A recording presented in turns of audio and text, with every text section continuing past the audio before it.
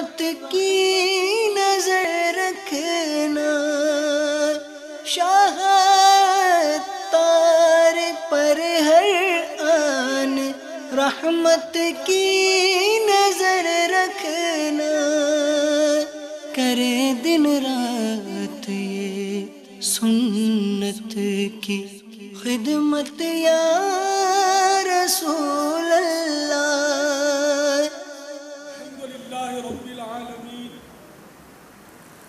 والصلاة والسلام علی سید المرسلین، اما بعد فاعوذ باللہ من الشیطان الرجیم، بسم اللہ الرحمن الرحیم، الصلاة والسلام علیک یا رسول اللہ وعلى آلك وأصحابك يا حبيب الله، الصلاة والسلام عليك يا نبي الله وعلى آلك وأصحابك يا نور الله۔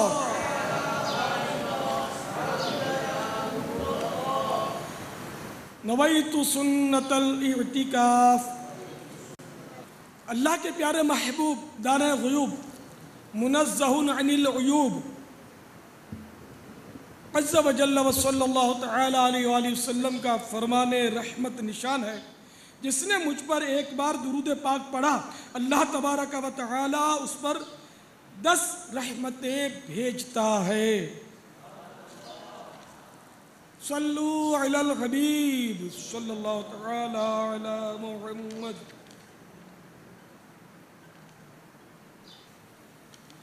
میٹھے میٹھے اور پیارے پیارے اسلامی بھائی ہو، میرے آقا غوث پاک کی سالانہ 11ویں شب ہے، 11ویں شریف ہے۔ اس ضمن میں آپ کو ایک بہترین عمل عرض کرتا ہوں، جس کا نام رکھا ہے بغدادی نسخہ۔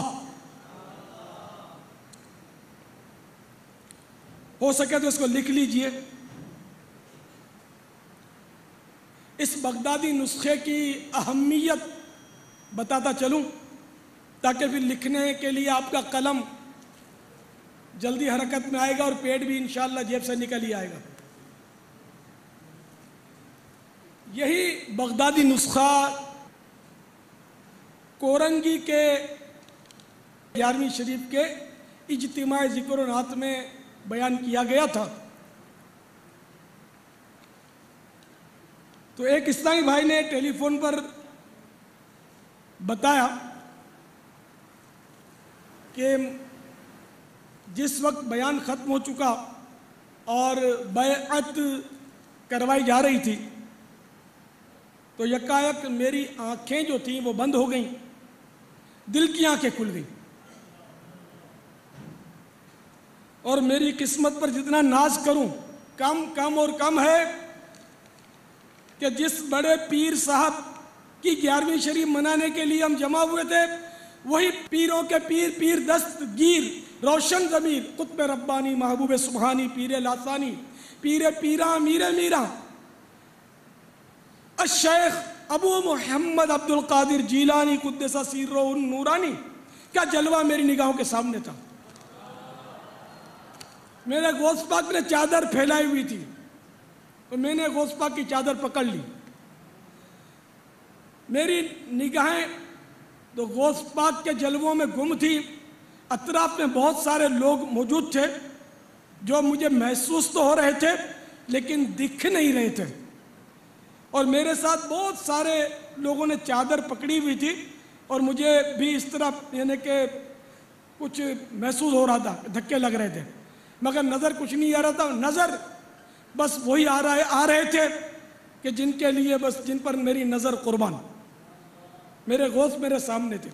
تو میں وہ الفاظ دہراتا رہا، اور غوث پاک بھی وہ چادر کا سرا تھامے ہوئے تھے، اور یوں خواب میں گویا مجھے غوث پاک کا مرید بننے کا شرف اس شان و شوکت کے ساتھ نصیب ہوا۔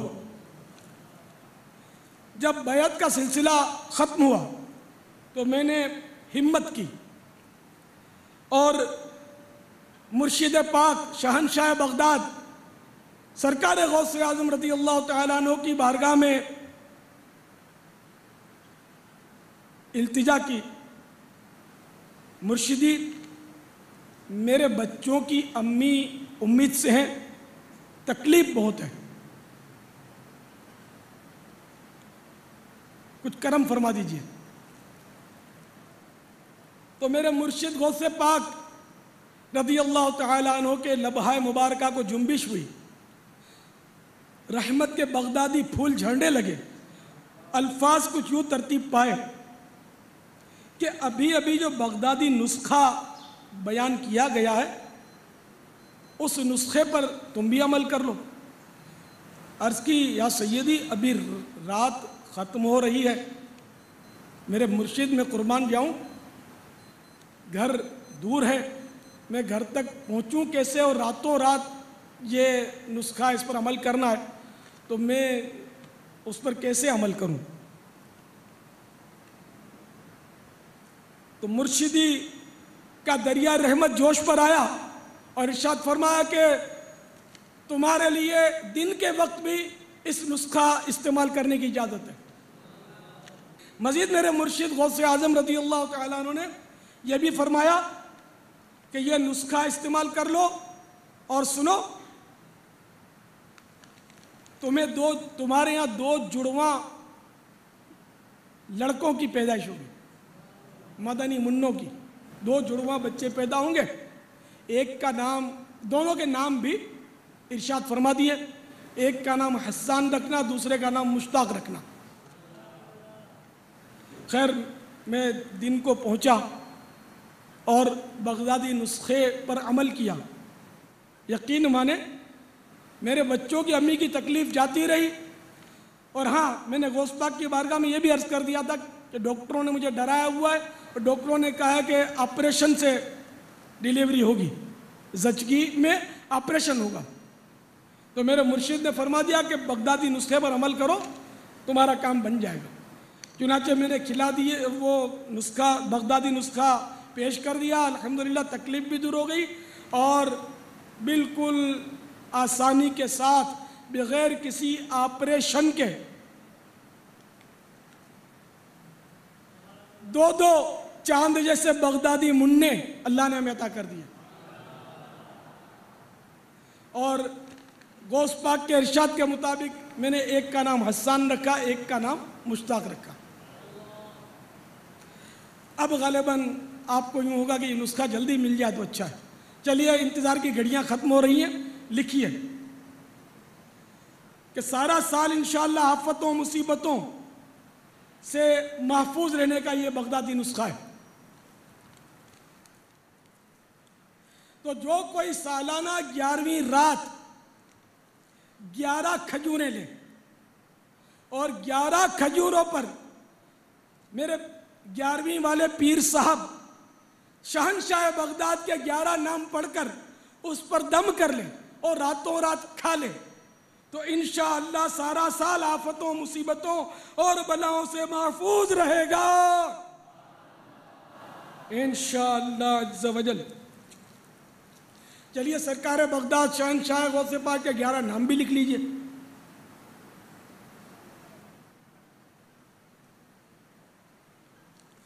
نام لکھیے، یا شیخ محی الدین، یا سید محی الدین، یا مولانا محی الدین، یا مخدوم محی الدین، یا درویش محی الدین، یا خواجہ محی الدین، یا سلطان محی الدین، یا شاہ محی الدین، یا غوث محی الدین، یا قطب محی الدین، یا سید السادات عبد القادر محی الدین۔ یہ 11 اس میں اسماء گرامی ہو گئے رحمت اللہ تعالی علیہ۔ صلو علی الحبیب صلی اللہ تعالی علی محمد۔ تو میرے غوث پاک کی شان عظیم ہے جو کہ ہم نے غوث پاک کے ہاتھ میں ہاتھ دیا ہے الحمدللہ۔ اور اب انشاءاللہ مریدوں کو خطرہ نہیں بحر غم سے، مریدوں کو خطرہ نہیں بحر غم سے، کہ بیڑے کے ہیں ناخدا غوث اعظم، کہ بیڑے کے ہیں ناخدا غوث اعظم۔ قسم ہے کہ مشکل کو مشکل نہ پایا، کہا ہم نے جس وقت یا غوث اعظم، کہا ہم نے جس وقت یا غوث اعظم۔ صلو علی الحبیب صلی اللہ تعالی علی محمد۔ توبوا الی اللہ، صلو علی الحبیب صلی اللہ تعالی علی محمد۔ ایک صاحب دریا کنارے آگے بڑھتے چلے جا رہے تھے، کنارے پر یکایک ان کی نظر ایک سیب پر پڑی جو دریا کی موجوں میں بہتا ہوا جا رہا تھا۔ انہوں نے ہاتھ بڑھایا اور سیب کو اٹھایا اور تناول کر لیا، پھر یکایک فکر مدینہ میں ڈوب گئے، یعنی یہ جو کچھ کھایا اس کا احتساب شروع کیا، محاسبہ شروع کیا، اور پھر اپنے آپ کو ڈرایا کہ یہ سیب تم نے اٹھا کر کھا لیا، تم کو معلوم ہے کس کا تھا، یہ کہاں سے آیا، اس کا مالک کون تھا، تم نے کیوں کھایا؟ اب انہوں نے جب یہ فکر مدینہ کی سوچنے سے فائدہ ہوتا نا، فکر مدینہ سے احتساب کرے اپنا، تو اب ان کو بڑا درد پیدا ہوا دل میں کہ یہ تو میں نے بہت بڑی جرت کر لی کہ میں نے کسی کا سیب اس کی اجازت کے بغیر کھا لیا، اب کیا ہوگا؟ اسی عالم تشویش میں سیب جس سمت سے آیا تھا اس سمت، یعنی کہ سیب کی مخالف سمت میں چلنے لگے کہ یہ جہاں سے چلا میں وہاں پہنچوں کہ کہیں کوئی باغ ہوگا اس سے اس میں گرا ہوگا۔ چلتے آخر کار ایک باغ آ گیا جو دریا کے قریب تھا اور وہاں سیب کے درخت بھی تھے، تو آپ نے ان صاحب نے ذہن بنایا کہ ہونا وہ یہ سیب اسی درخت کا ہے۔ چنانچہ درخت کے مالک سے آپ نے ملاقات کی اور آمد کا مدعا بیان کیا کہ حضور آپ کا سیب میں نے سیب دریا میں کھایا، ہونا ہو یہ آپ کے باغ کا سیب ہے، تو مہربانی کر کے مجھے معاف فرما دے کہ میں نے بغیر اجازت ہی سیب کھا لیا۔ تو باغ کے مالک نے بھی دیکھ کر تاڑ لیا کہ یہ کوئی عام آدمی نہیں، کوئی بہت پرہیزگار آدمی ہے، ورنہ کون اتنی فکر کرتا ہے۔ تو انہوں نے مزید امتحان لینے کے لیے کہا کہ یہ ایسے تو معاف نہیں ہوگا، تو پھر کیسے معاف ہوگا؟ فرمایا کہ تمہیں ایک مخصوص وقت تک، کچھ عرصے تک اس باغ کی خدمت کرنی ہوگی، اس کے بعد میں کوئی اور بھی شرط رکھوں گا معاف کرنے کی۔ اب ان کو سیب معاف کروانا تھا، یہ ڈرے ہوئے تھے کہ حق العبد تو بندہ معاف کرے گا تبھی ہوگا، حق اللہ تو اللہ سے معافی مانگنے کی صورت اس کی تو ہے، لیکن بندے کا حق تو یہ قاعدہ ہے کہ بندے سے معاف کروانا ہوگا، بندے کو راضی کرنا ہوگا۔ تو اب ناچار انہوں نے باغ کی خدمت منظور فرما لی ان صاحب نے کہ ٹھیک ہے آپ جب تک رکھیں میں حاضر ہوں، مجھے سیب تو معاف کروانا کسی حال میں بھی۔ چنانچہ باغ کی خدمت میں مشغول ہوئے یہ صاحب، کافی عرصے تک باغ کی خدمت انہوں نے کی۔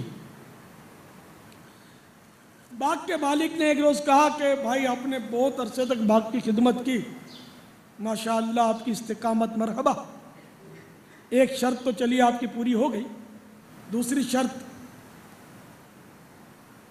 اور آخری شرط وہ یہ ہے کہ میری ایک بیٹی ہے، آنکھوں سے اندھی، کانوں سے بہری، زبان سے گونگی، ہاتھوں سے لنجی اور دونوں پاؤں سے لنگڑی،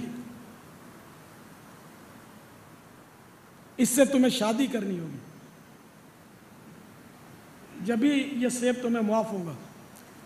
اب انہوں نے سوچا کہ قیامت کی شرم، ندامت اور قیامت کا عذاب، مرنے کے بعد کا عذاب بہت سخت ہے، اگرچہ یہ آزمائش ہے لیکن آخرت کے عذاب کے معاملے میں یہ کوئی آزمائش نہیں ہے سی، بس یہ کہ کچھ عرصہ میں نے باغ کی خدمت کی، چلیے عمر بھر اب اس محتاج و معذور عورت کی خدمت کروں گا، کہیں یہ حق العبد سے میری گردن چھوٹتی اور یہ سیب مجھے کہیں معاف ہوتا ہو۔ تو انہوں نے کہہ دیا کہ مجھے آپ کی شرط بھی منظور ہے، بس میرا سیب مجھے معاف کروانا ہے۔ چنانچہ وہ نکاح پڑھا دیا گیا اور ان کو بتا دیا گیا کہ یہ تمہارا حجرہ عروسی ہے، اس میں چلے جاؤ۔ جب یہ اپنے حجرہ عروسی میں پہنچے دلہن کے پاس، جیسے ہی دروازہ کھولا تو اندر تو ایک حسینہ جمیلہ جوان لڑکی، ہاتھ پیر سلامت، آنکھیں سلامت، اور وہ بیٹھی بھی ہے۔ یہ گھبرا کر الٹے پاؤں پلٹ آئے کہ یہ تو کوئی، جس کو ہم کہتے ہیں رونگ نمبر لگ گیا، غلط فہمی ہو گئی ہے مجھے، انہوں نے تو بتایا تھا کہ وہ تو لڑکی ایسی ہے۔ چنانچہ گھبرا کر نکل آئے اور ان بزرگ کے پاس پھر حاضر ہو گئے اور کہا کہ آپ نے تو کہا تھا کہ وہ تو اندھی بھی ہے، تو گونگی بھی ہے، تو بہری بھی، اور لنجی بھی، تو لنگڑی بھی، مگر یہ تو لڑکی ہر طرح سے کامل ہے۔ اب انہوں نے راز کھولا کہ بیٹے میری لڑکی ان مانو کر اندھی ہے کہ آج تک اس نے نامحرم پر نظر نہیں ڈالی، میری لڑکی ان مانو کر ہاتھوں سے لنجی ہے کہ اس نے کبھی بھی ظلم کے لیے کسی پر ہاتھ نہیں اٹھایا، ان ہاتھوں سے اس نے کوئی گناہ نہیں کیا، میری بیٹی ان مانو کر بہری ہے کہ اس نے نہ کبھی غیبت سنی، نہ چغلی سنی، نہ موسیقی سنی، نہ گانے باجے سنے، میری بیٹی ان مانو کر دونوں پاؤں سے لنگڑی ہے کہ ان پاؤں سے چل کر کبھی یہ اللہ کی حرام کردہ جگہ پر نہیں گئی، اس نے کوئی ناجائز قدم ان پاؤں سے نہیں اٹھایا۔ یہ ان مانو کر اندھی، بہری، گونگی، لنگڑی اور گونگی ہے کہ اس نے کبھی اللہ کی رضا کے بغیر کوئی بات زبان سے نہیں نکالی، تو جاؤ یہی تمہاری دلہن ہے۔ چنانچہ یہ اپنی دلہن کے پاس تشریف لے گئے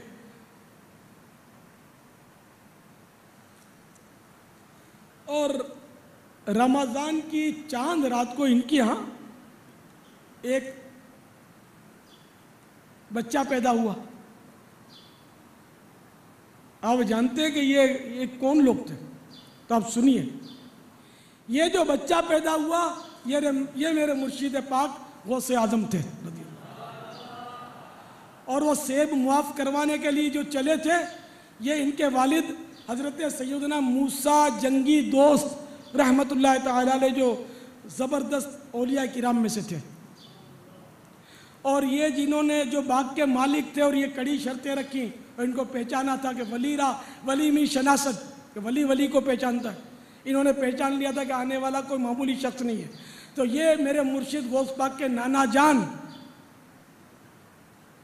حضرت سیدنا شیخ عبداللہ صومعی رحمت اللہ تعالی علیہ تھے، جن کی ولایت کی شہرت تھی، بڑے زاہد تھے۔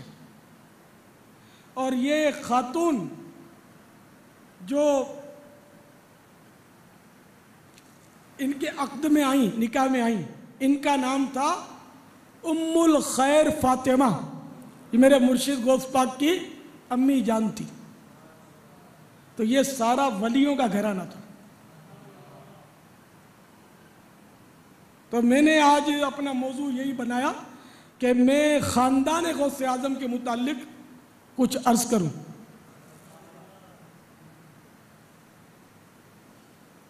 تو میرا مرشد پاک شہنشاہ بغداد رحمت اللہ تعالی علیہ والد کی طرف سے حسنی سید تھے، اور آپ کا سلسلہ نسب اس طرح ہے: سید محی الدین ابو محمد عبد القادر بن سید ابو صالح موسیٰ جنگی دوست بن سید ابو عبداللہ بن سید یحییٰ بن سید محمد بن سید داود بن سید موسیٰ ثانی بن سید عبداللہ بن سید موسیٰ جون بن سید عبداللہ محض بن سید امام حسن مثنی بن سید امام حسن بن سیدنا علی المرتضی شیر خدا علیہم الرضوان۔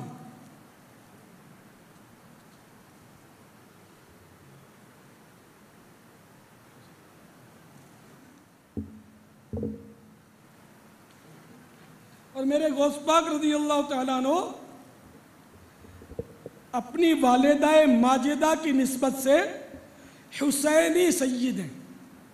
والد صاحب کی طرف سے حسنی اور امی جان کی طرف سے حسینی، یعنی یہ نجیب الطرفین تھے، ان کو نجیب الطرفین کہتے ہیں ایسے سید کو۔ تو میرے آقا امام اہل سنت اعلیٰ حضرت عظیم البرکت عظیم المرتبت مولانا شاہ احمد رضا خان علیہ رحمت الرحمن بارگاہ غوثیت مآب میں خراج تحسین پیش کرتے ہوئے عرض گزار ہیں: نبوی می علوی فصل بطولی گلشن،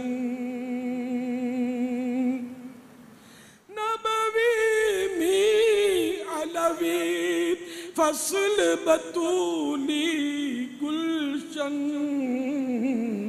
حسنی پھول حسینی ہے مہکنا تیرا، حسنی پھول حسینی ہے مہکنا تیرا، واہ کیا مرتبہ اے غوث ہے بالا تیرا، اونچے اونچوں کے سروں سے قدم اعلیٰ تیرا۔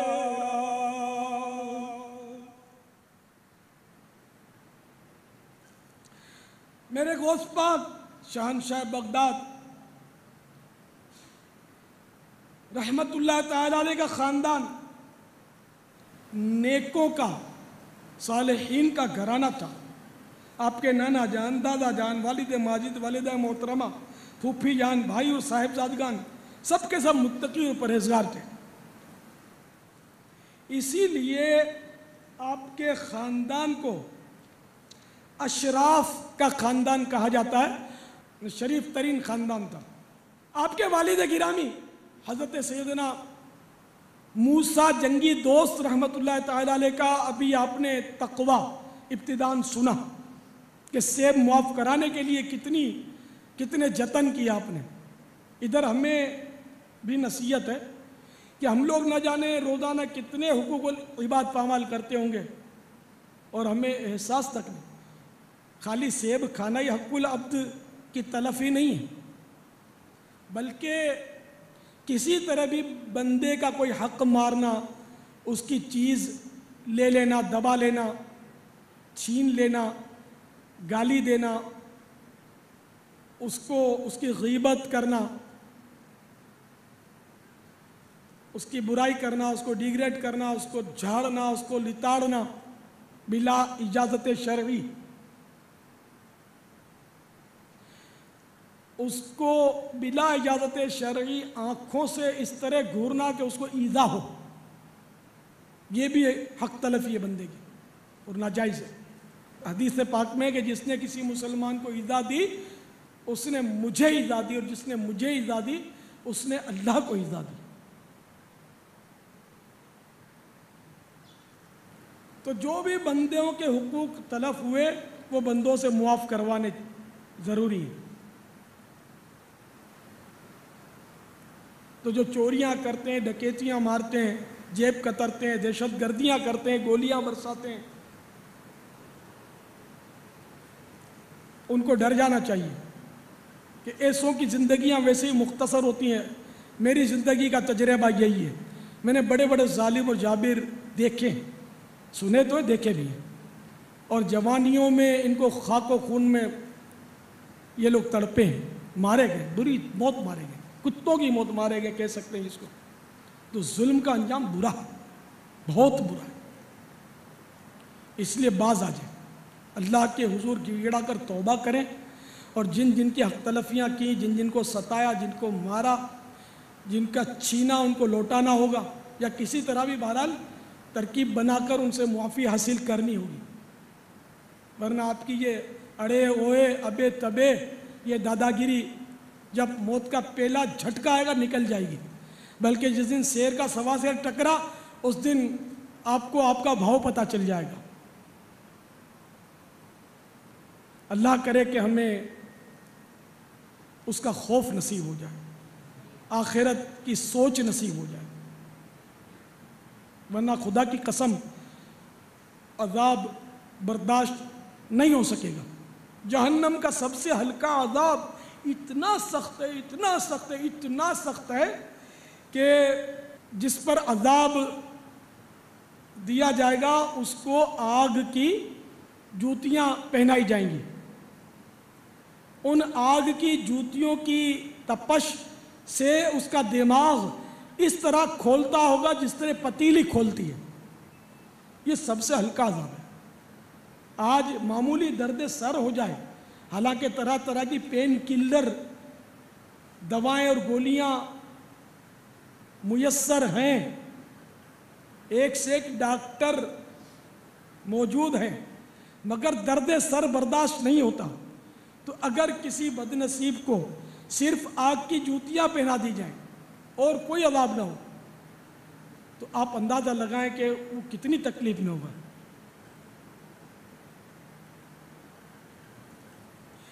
جس کو جوتیاں پہنائی گئی اس کو قیامت کے روز جب کہا جائے گا، یہ ایک مثال دی گئی حدیث پاک میں کہ اگر یہ ساری دنیا اور اس دنیا میں جو کچھ بھی نعمتیں ہیں سب تیری ملک کر دی جائیں، اور پھر تجھے کہا جائے کہ یہ ساری دنیا و ما فیہا، اس میں جو کچھ ہے یہ تو اس عذاب سے چھٹکارے کے لیے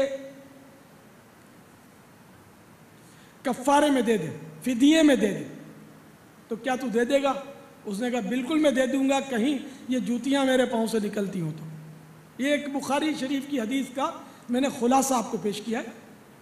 تو یہ ہلکا عذاب اتنا سخت ہوگا، تو جو قتل و غارت گری کرتے ہیں، جو لوٹ مار کرتے ہیں، ڈکیتیاں کرتے ہیں، دھمکیاں دے کر غنڈہ ٹیکس وصول کرتے ہیں، چٹھیاں بھیج کر دہشت پھیلاتے ہیں، اغوا کر کے تاوان کا مطالبہ کرتے ہیں، اے ظالموں تمہارا وقت بہت تھوڑا ہے، جب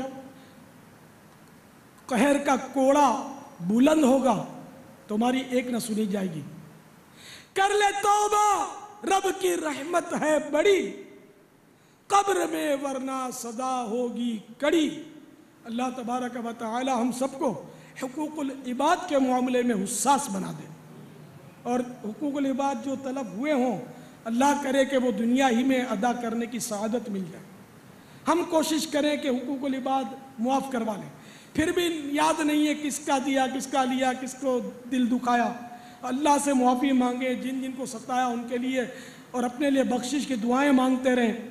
اور جتنی دولت لوٹی ہے اگر وہ نہیں مل رہے ان کے مالک، تو ورثہ ان کے باقی ہیں، وہ مر چکے ہیں تو ورثہ کو دینی ہوں گی، ورثہ بھی نہیں مل رہے، پتہ ہی نہیں کہ کس کس کی لوٹی، جتنی کا پتہ نہیں اتنی رقم جو ہے وہ راہ خدا میں کسی مسکین کو دے دیں، تب جا کر کہیں توبہ پر عمل ہوگا۔ خالی توبہ اس میں کافی نہیں ہے، جو لوٹا مارا اب پیسے سارے توبہ سے پاک نہیں ہو گئے تو دینے ہی پڑے گے، جو چھینا ہے، لوٹا ہے، چوری کی ہے، ڈکیتی کی ہے، تاوان وصول کیا ہے اغوا کر کے، یہ سب آپ کی ملک نہیں ہو سکتا، یہ واپس لوٹانا ہوگا۔ اسی طرح جو رشوتیں لی ہیں، یہ بھی رشوت لینے والا بھی رشوت کا مالک نہیں بنتا، یہ بھی وہی ڈکیتی لوٹ مار والا حساب ہے، تو یہ بھی لوٹانی پڑے گی، اور توبہ بھی کرنی پڑے گی کہ اللہ تعالیٰ کے حکموں کی خلاف ورزیاں کی، اللہ توفیق بخشے۔ تو اے میرے پیارے پیارے میٹھے میٹھے اسلامی بھائیوں، اللہ کے نیک بندے کیسے جری اور جرت مند ہوتے تھے، اس دوسرے واقعے سے اندازہ لگائیے۔ پہلے واقعے سے تو حقوق العباد میں میرے مرشد پاک کے والد کا آپ نے روشن کارنامہ ملاحظہ فرمایا، اب ایک تابناک قصہ سماعت فرمائیے، اور جنگی دوست کا لقب ان کو کس طرح ملا۔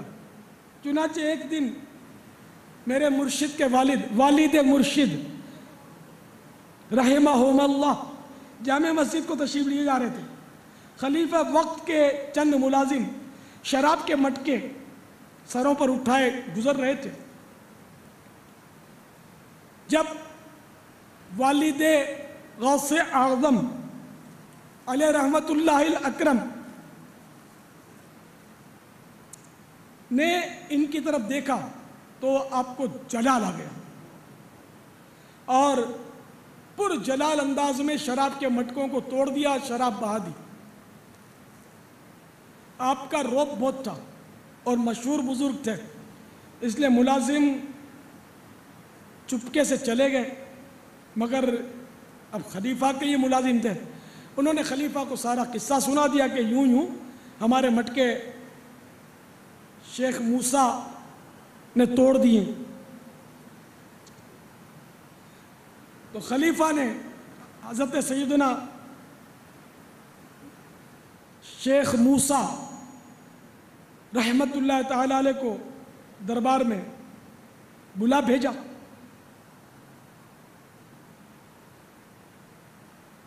اور للکار کر کہا، آپ کون تھے جنہوں نے میرے ملازمین کی محنت کو اس طرح رائیگاں کیا؟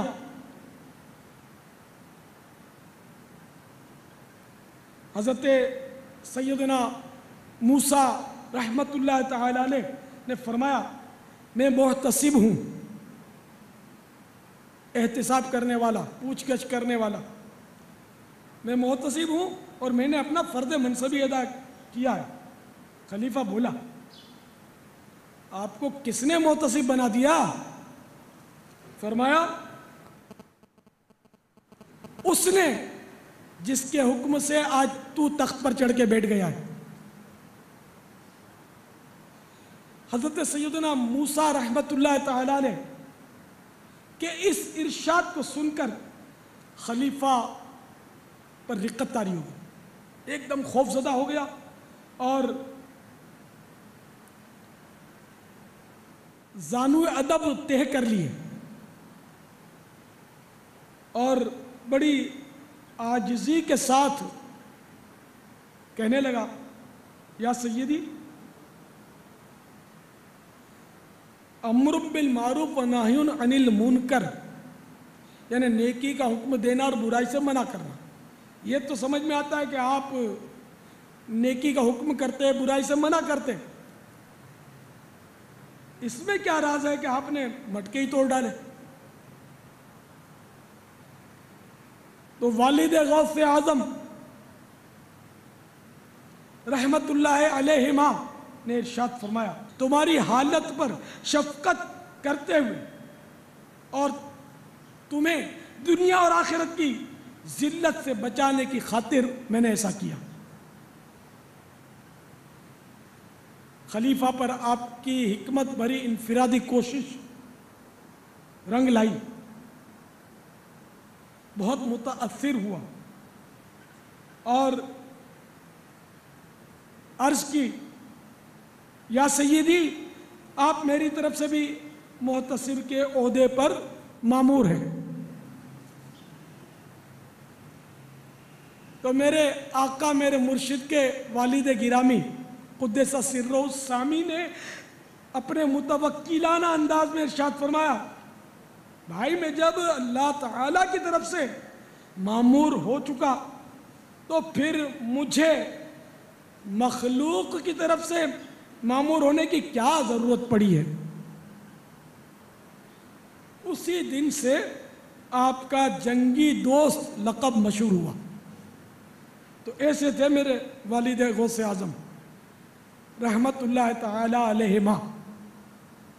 صلو علی الحبیب صلی اللہ تعالی علی محمد۔ میرے مرشد غوث پاک کے نانا جان علیہ رحمت الحنان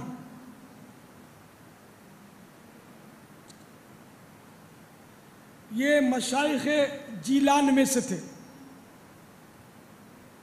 آپ کے زہد و تقوی کی شہرت تھی اور آپ مستجاب الدعوات تھے۔ یہاں آپ کی شان اتنی بلند تھی کہ اگر کسی شخص سے ناراض ہو جاتے تو اللہ تعالیٰ اس شخص سے بدلہ لے لیتا، اور جس سے آپ خوش ہو جاتے اس کو انعام و اکرام سے اللہ تبارک و تعالی مالا مال فرما دیتا۔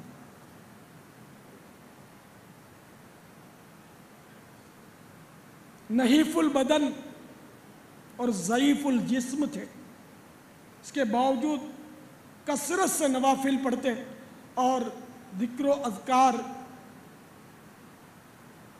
میں مشغول رہتے۔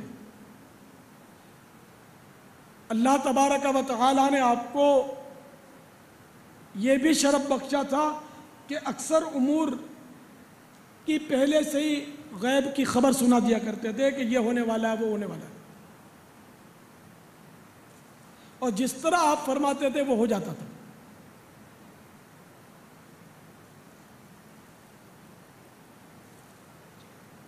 میرے مرشد شہنشاہ بغداد کے شہزادوں کی ایک امی جان کا بھی قصہ سن لیجئے۔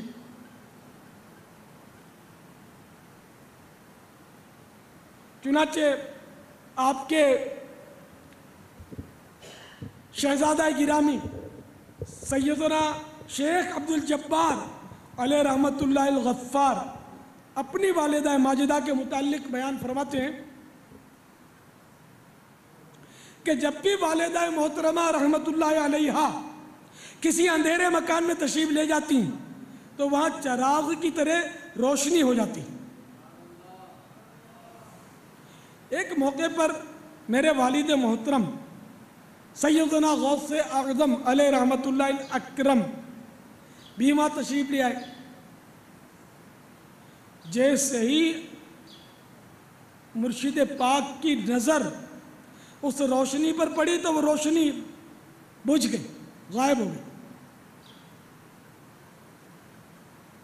تو آپ رحمت اللہ تعالی علیہ نے ارشاد فرمایا کہ یہ چراغ جو تھا نا در حقیقت یہ شیطان تھا جو تیری خدمت کرتا تھا اور تجھے گمراہ کرنے کے لیے آتا تھا، اس لیے میں نے اسے ختم کر دیا، اور اب میں تمہاری اس روشنی کو رحمانی نور میں تبدیل کیے دیتا ہوں۔ چنانچہ اس کے بعد جب بھی امی جان رحمت اللہ تعالی علیہا کسی اندھیرے مکان میں تشریف لے جاتی تو وہاں ایسا نور ہوتا جیسے کہ چاند کی چاندنی ہوا کرتی ہے۔ صلو علی الحبیب صلی اللہ تعالی علی محمد۔ میرے غوث پاک کی پھپھی جان کا بھی لگے ہاتھوں ایک واقعہ سنتے چلیے۔ ایک مرتبہ جیلان میں، جیلان دراصل یہ میرے مرشد غوث پاک کا مولد برتھ پیلیس، آپ کی ولادت گاہ جیلان، یہ قصبہ تھا جہاں آپ پیدا ہوئے، اور یہ بڑا بابرکت قصبہ تھا۔ جس رات میرے غوث پاک پیدا ہوئے تھے نا، اس رات جیلان میں 1100 بچے پیدا ہوتے، سب کے سب لڑکے، اور سب کے سب اولیاء کرام بنے تھے۔ تو جب غوث پاک کی پیدائش کی یہ برکت تھی کہ آپ کی پیدائش نے جو چل ولادت ہوئے غوث اعظم کے ساتھ، وہ سب کے سب ولی بن گئے، تو غوث پاک کی شان کتنی بلند ہوئی، کون اس کا اندازہ لگا سکتا ہے۔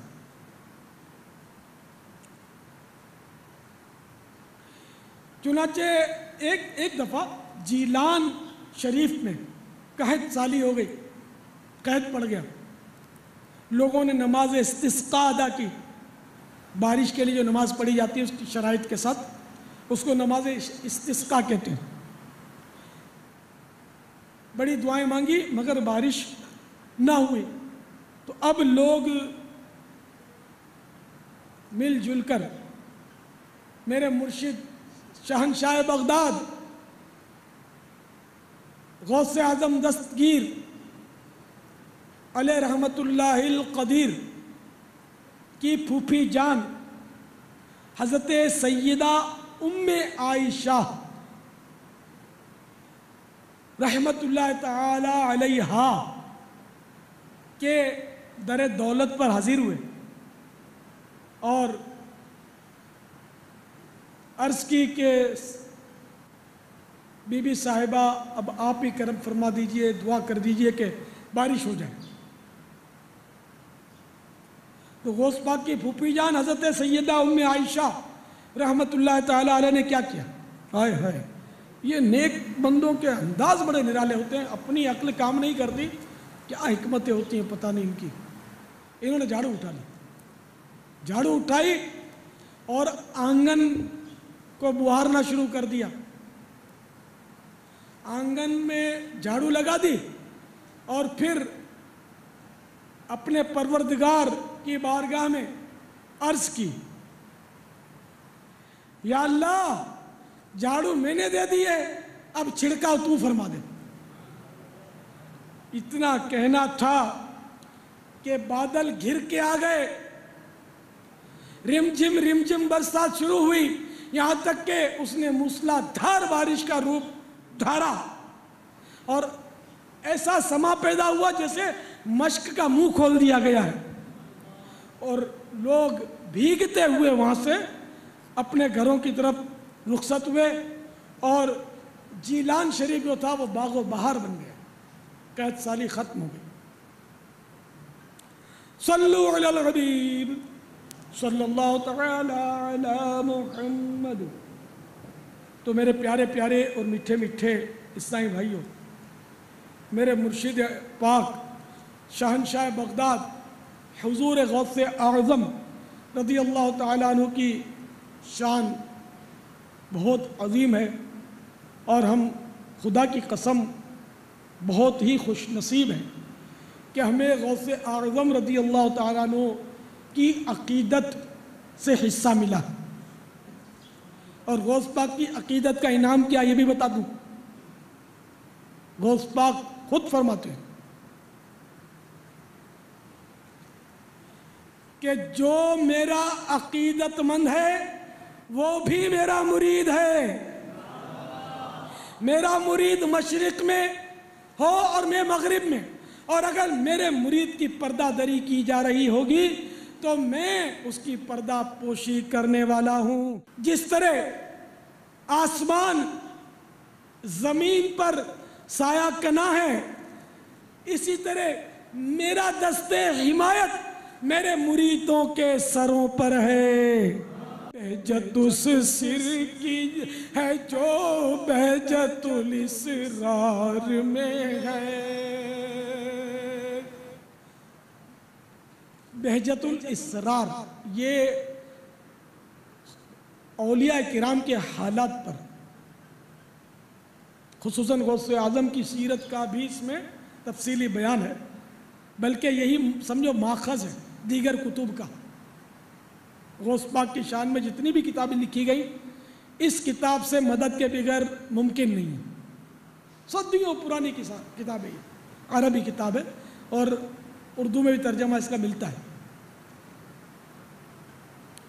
بہجت الاسرار، اسرار جمع سر کی، سر معنی بھید، بہجت معنی خوشخبری، بہجت الاسرار یعنی رازوں کی خوشخبری۔ ایک راز اس میں یہ بھی ہے جو ابھی شعر میں بیان ہو رہا ہے، ایک راز کی یہ بھی خوشخبری ہے، بہجت اس سر کی ہے جو، بہجت اس سر کی ہے جو بہجت الاسرار میں ہے، کہ فلک وار مریدوں پہ ہے سایہ تیرا، کہ فلک وار مریدوں پہ ہے سایہ تیرا۔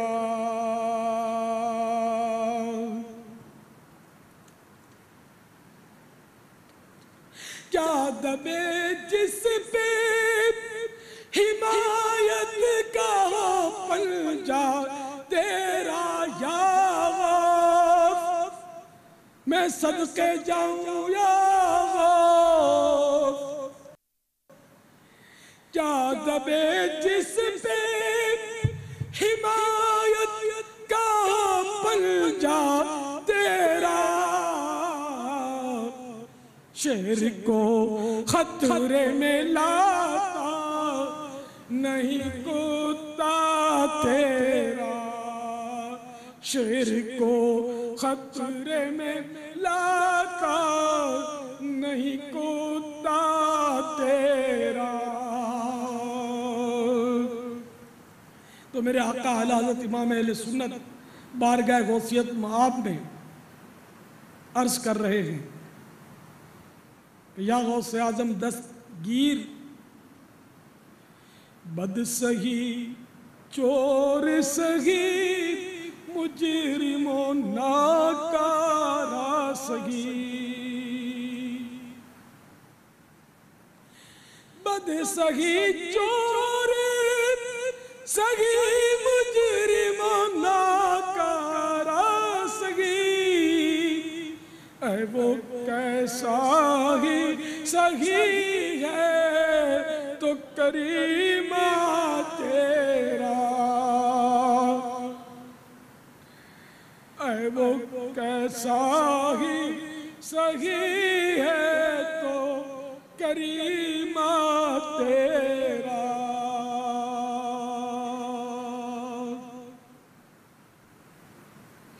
غوث اعظم بمن دے سر و ساما مدد قبلہ دی، مدد کعبہ امام مدد،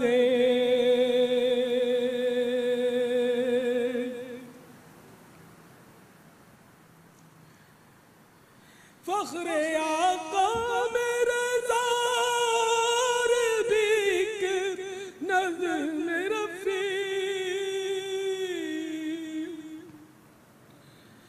فخر آقا میں رضا اور بھی ایک نظم رفیع، چل لکھا لائیں ثنا خانوں میں چہرہ تیرا، چل لکھا لائیں ثنا خانوں میں چہرہ تیرا۔ امان قہر یا غوث وہ دکھا تیرا کہ مر کے بھی چین سے سوتا نہیں مارا تیرا.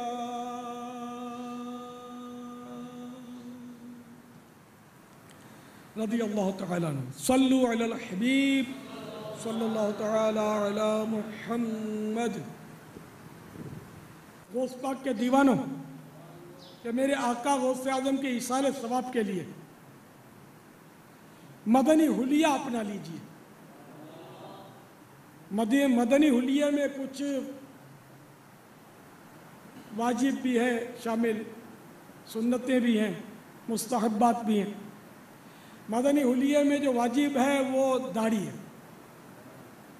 کہ داڑھی منڈانا حرام اور ایک مٹھی سے گھٹانا حرام. حدیث پاک میں ہے کہ داڑھی بڑھاؤ، مونچھیں پست کرو، اور یہودیوں کی سی صورت مت بناؤ. جو چھوٹے چھوٹے کرتے ہیں نا، یہ سنت نہیں، بلکہ پورے بال رکھے، کبھی آدھے کان مبارک تک، کبھی پورے کان شریف تک، تو کبھی بڑھ جاتے تو گردن شریف تک، اور اتنے بڑھتے کہ شانوں کے بوسے لیتے، کندھوں کو چومنے لگتے. کندھوں سے نیچے میرے آقا صلی اللہ علیہ وسلم نے کبھی بھی بال نہیں بڑھائے، نہ اس کی شریعت میں اجازت کہ کندھوں سے نیچے بال مردوں کو رکھنے کی اجازت نہیں ہے، کہ یہ عورتوں کی مشابہت ہے، عورتوں کی نقالی ہے. چنانچہ فتاوی رضویہ شریف میں میرے آقا اعلیٰ حضرت امام اہل سنت مولانا شاہ احمد رضا خان علیہ رحمت الرحمن نے مردوں کو کندھوں کے نیچے بال رکھنے کی منع کیا ہے، اور اس کو حرام قرار دیا ہے کہ یہ عورت کی مشابہت یعنی ان کی نقالی ہے. بہرحال زلفیں رکھیے اور پورے بال رکھیے، آدھے کان تک، پورے کان تک، یا گردن شریف تک آقا نے جو بال رکھے اس کی نقالی کیجئے. اور آج سے نیت کیجئے کہ انشاءاللہ ہم انگلش بال نہیں رکھیں گے، بلکہ انشاءاللہ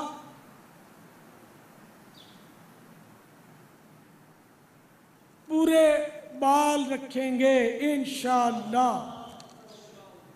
تو زلفیں رکھنی ہے محبوب کی یاد میں.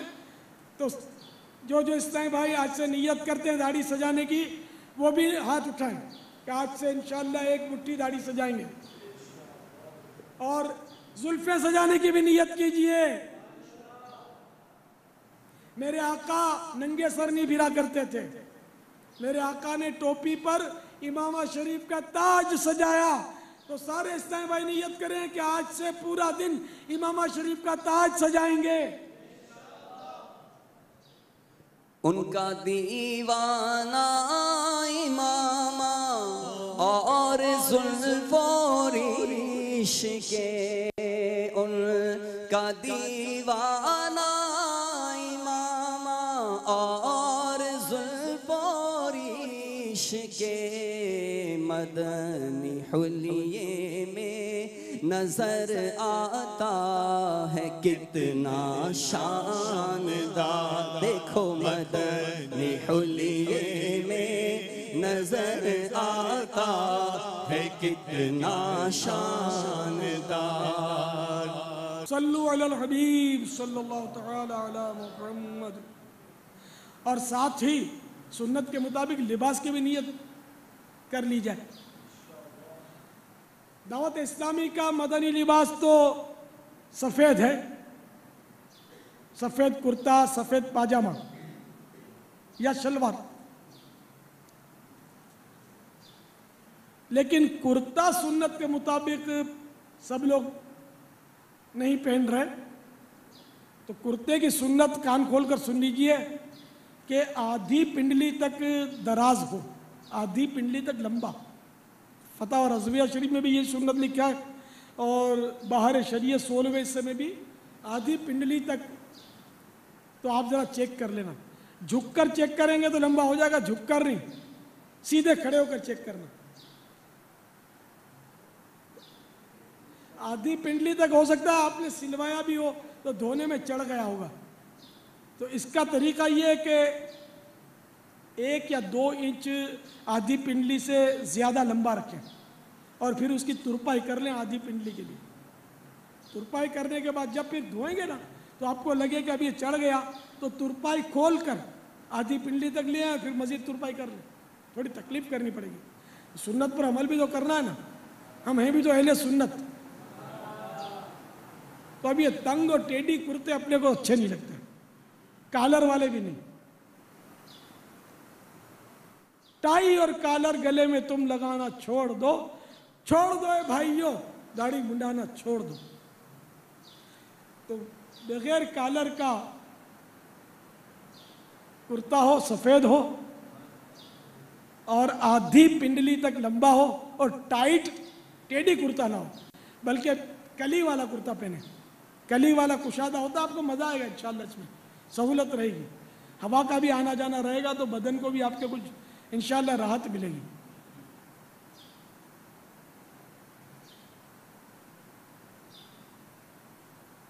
हाँ, चाहें तो सफेद चादर भी ओढ़ सकते हैं, सर से ओढ़े, चादर सफेद ओढ़े तो फिर सर से ओढ़े। और इसको अगर आपने, ये नाजुक होती है सफेद, जल्दी इस यानी बहुत यानी समुंदर की तरह इसका दिल बड़ा होता है, ये सबको खुशामदीद कहती है, मैल कुचैल तेल, और सबको ये नुमाया कर देती है, सबकी एडवर्टाइजमेंट करती है। तो इसलिए सफ़ेद चादर की सफ़ेदी निभाना बड़ा मुश्किल है। तो सफ़ेद चादर लें तो फिर निभाएं इसको, सफ़ेदी को, और एक से ज़्यादा लें ताकि धुलने के मौके पर चादर से महरूम ही न रहे। कत्थई पर्दे में पर्दे के लिए। तो अब इंशाअल्लाह अज़्ज़ा वजल कुर्ता आधी पिंडली तक लंबा होगा, कहिए इंशाअल्लाह। इंशाअल्लाह। और पाजामा टखने से ऊंचा होगा इंशाअल्लाह। तार पर हर आन रहमत की नजर रखना, शाह तार पर हर आन रहमत की नजर रखना, करे दिन रात ये सुन्नत की खिदमत या रसूल